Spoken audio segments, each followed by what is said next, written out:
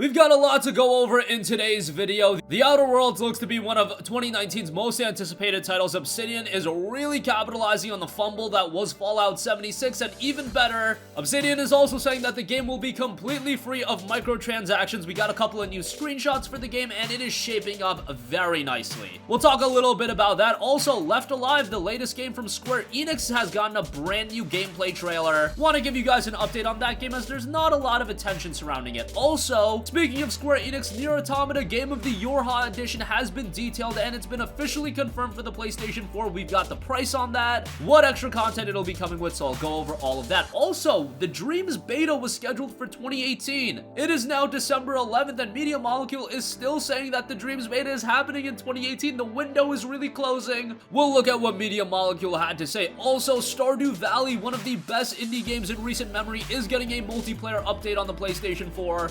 And we've gotten an indicator on when that's going to be happening. Also, I want to give a shout out to Falcon. That game is shaping up really nicely, and a lot of people aren't talking about that as well. And it does have the option of playing it with PlayStation VR, so that's pretty cool. First, let's talk about Obsidian's Outer Worlds, and Timothy Kane in an interview said this, quote, "There are no microtransactions in the game. You buy it once and then you enjoy it forever." So that is very, very exciting. The Outer World is a new sci-fi RPG that really takes Obsidian back to what gamers knew them for. Games like Fallout New Vegas. I think Fallout New Vegas was the title that made a lot of gamers aware of Obsidian, and many people look at New Vegas as their favorite Fallout title, which is pretty impressive. Obsidian since then had worked on titles like South Park: The Stick of Truth, another fantastic game, and then Pillars of Eternity and Tyranny. Tyranny never saw a release on consoles. However, with Pillars of Eternity and Tyranny, because of the presentation style of those games, I think some people were pushed away by Obsidian a little bit, even though those games were great. However, with the return to form with the Outer Worlds, I think this is going to be a game that's really going to captivate gamers, and they have unintentionally really capitalized on Bethesda's fumble. I'm sure if the Outer Worlds was announced and Fallout 76 turned out to be a great game, people would still be really excited for the Outer Worlds,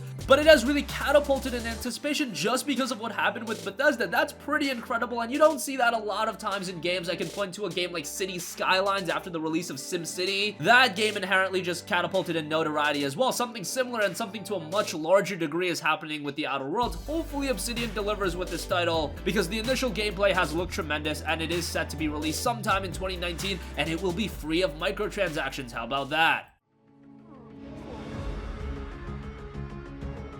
Welcome to the edge of the galaxy, the frontier of space. Well, at least it was until the corporations bought it, branded it, and started selling it at ludicrously inflated prices.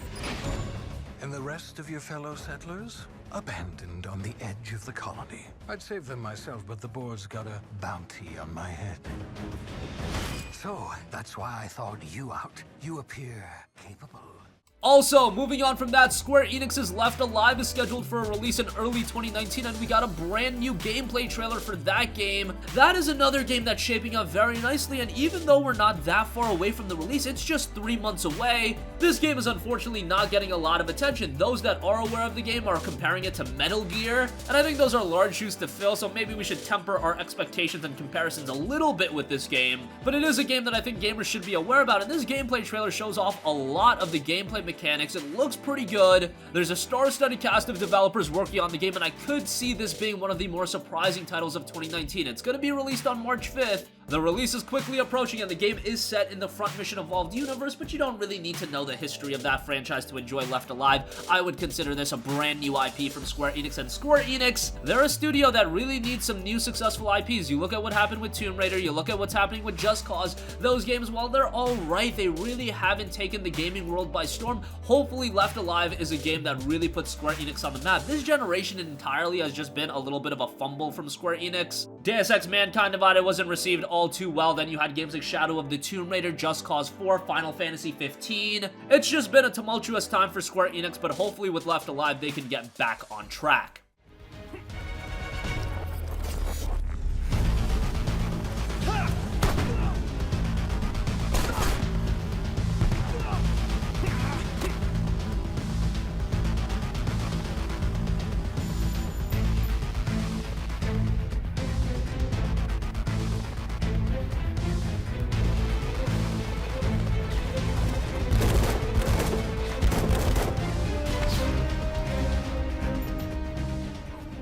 Speaking of Square Enix, one of their games that was a massive success this generation was NieR Automata, and it's getting a new release in NieR Automata Game of the YoRHa Edition. Now, this was a little bit surprising of an announcement because NieR Automata was released, almost 2 years ago at this point? And the Game of the YoRHa Edition will be dropping in North America on February 26th, and it will be priced at $39.99, so I think they nailed that. Even still, I probably wouldn't pick this up on day one. I would wait for the Game of the YoRHa Edition to go on sale, maybe 50% off, and then pick it up for $20 because that would be a great buy. We've seen the base game be $20, so that's probably the best route to go. So what content are you getting with the Game of the YoRHa Edition? Well, let's go over it. You're getting the main game of NieR Automata, you're getting the DLC, and then you're getting bonus content and accessories, pod models, pod skins, PlayStation 4 only pod skins, PlayStation 4 only bonus dynamic theme, and then you'll also get 50 PlayStation Network avatars. If you already own NieR Automata, probably no reason to pick this up unless you are a big fan. But for those of you that never checked out NieR Automata, I would probably wait for this version, and then I would wait for this version to go on sale. That's the best thing about Game of the Year editions, or Game of the YoRHa edition in this case, is usually they're released at a little bit of a high price, but then when that version goes on sale, you are really getting a great bang for your buck, and that's going to be the case with the Game of the YoRHa edition for NieR Automata. Moving on from that, PlayStation 4 has an absolutely stacked lineup of exclusives in 2019, and one of the big ones is the latest game from Media Molecule, the guys that did Little Big Planet, and that is Dreams. Dreams is coming in 2019, however, in 2018, we were supposed to see the Dreams beta.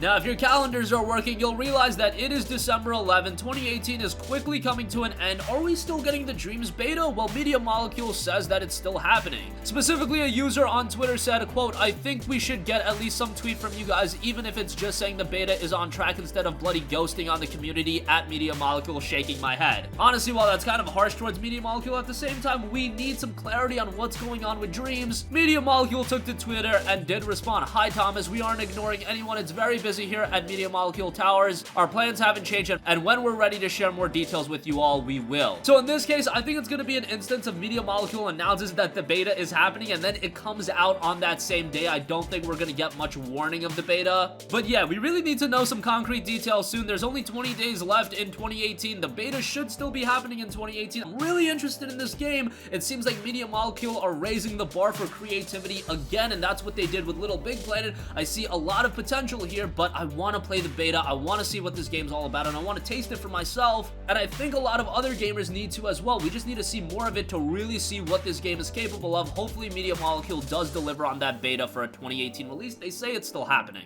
And moving on from that, Stardew Valley was one of the greatest indie games of the last decade, I would say. I don't think that's a hyperbolic statement, and we do have some clarity that Stardew Valley's multiplayer component will come sometime after the Switch version.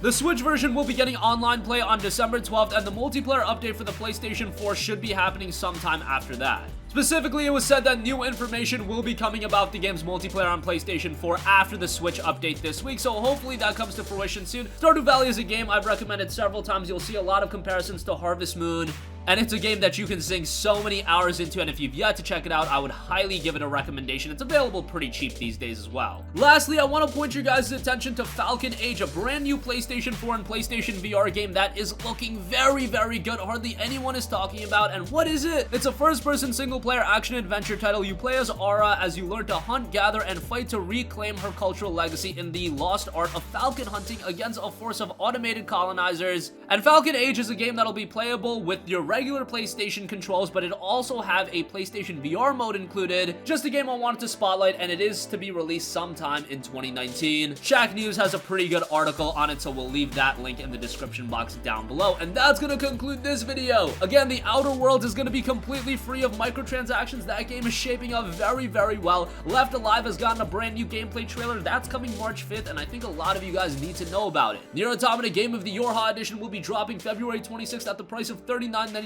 Get NieR Automata as well as a bunch of other content. Media Molecule is still saying the Dreams beta is happening in 2018. I don't know if that is to be believed, but hey, it's coming directly from the horse's mouth. Let's hope that is the case. Stardew Valley's multiplayer on the PlayStation 4 should be getting some details after the Switch update this week, and Falcon Age is another game you guys need to know about. That'll be coming in 2019. Sound off with all of your thoughts in the comment section down below. Thank you for watching, and goodbye. Hey guys, we hope you enjoyed the video, and if you did, make sure to hit the subscribe button, and if you're already subscribed, do us a favor and hit the bell icon. This way you'll be notified whenever we post a new video. That's the best way to keep up with all of our uploads, and we usually try to upload 2 videos a day. And with the bell icon hit, you'll be notified whenever we do upload a video. As always, thanks for watching.